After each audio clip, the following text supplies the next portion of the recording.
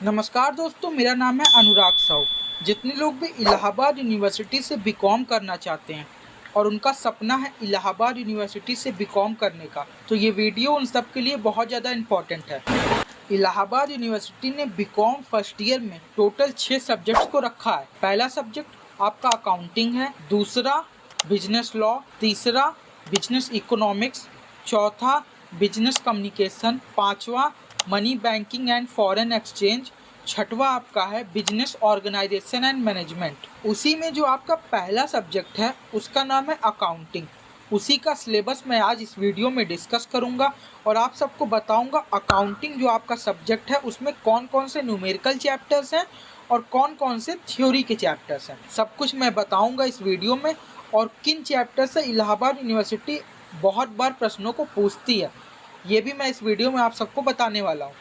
तो आइए वीडियो को शुरू करते हैं। तो ये रहा आपका अकाउंटिंग का सिलेबस, जैसा कि आप यहाँ पे देख सकते हैं, और ये बीकॉम पार्ट 1 यानी बीकॉम फर्स्ट ईयर का ये सिलेबस है। इलाहाबाद यूनिवर्सिटी में बीकॉम फर्स्ट ईयर को बीकॉम पार्ट 1 कहा जाता है, बीकॉम पार्ट 2 मतलब सेकेंड ईयर, बीकॉम पार्ट 3 मतलब थर्ड ईयर। सबसे पहले आपको दिया गया यहाँ पे एग्जाम पैटर्न, जैसा कि आप यहाँ पे देख सकते हैं। एग्जाम पैटर्न में क्या है, आपका जो क्वेश्चन पेपर होता है इलाहाबाद यूनिवर्सिटी में वो 2 सेक्शन में बटा होता है। बीकॉम का जो क्वेश्चन पेपर होता है वो 2 सेक्शन में बटा होता है।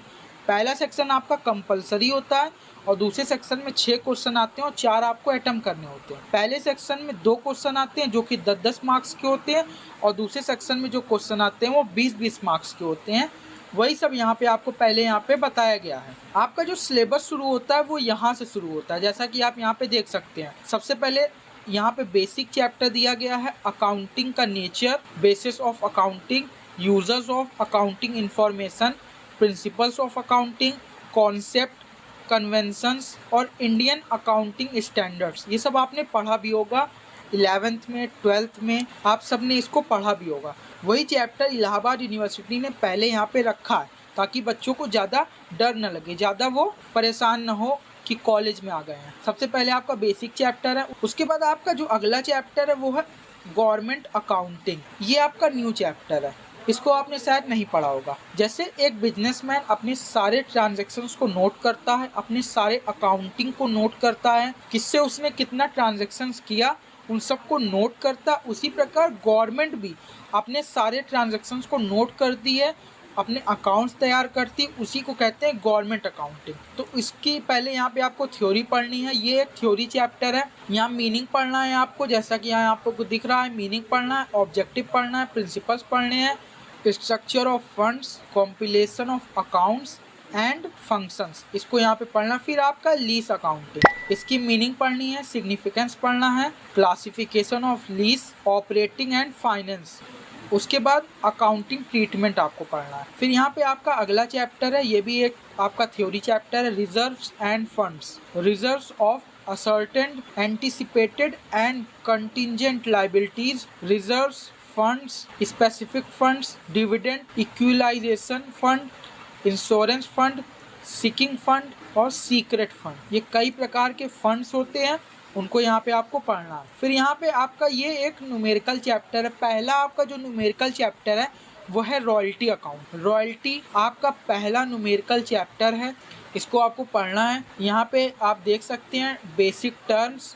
Royalty, dead rent, short working, ETC, entries in books of lessor and lessee. Lessor and lessee के अकाउंट में आपको जनरल एंट्री भी यहाँ पे पढ़नी है, क्या होता है ये सब आप पढ़ेंगे जब आपको पता चलेगा। उसके बाद दूसरा आपका जो न्यूमेरिकल चैप्टर है वो है हायर परचेस सिस्टम।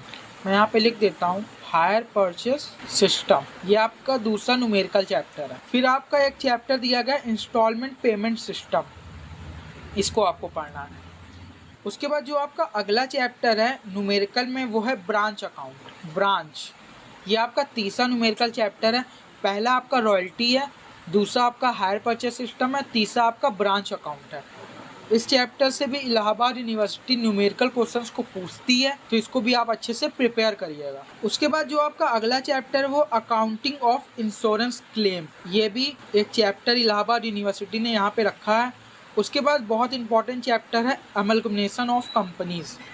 अमलगमेशन से थ्योरी में भी क्वेश्चन पूछे जाते हैं और न्यूमेरिकल चैप्टर्स के रूप में भी इसको देखा जाता है। फिर यहाँ पे है अकाउंटिंग ऑफ होल्डिंग कंपनी, ये भी बहुत इंपॉर्टेंट चैप्टर है, अकाउंटिंग ऑफ होल्डिंग कंपनी।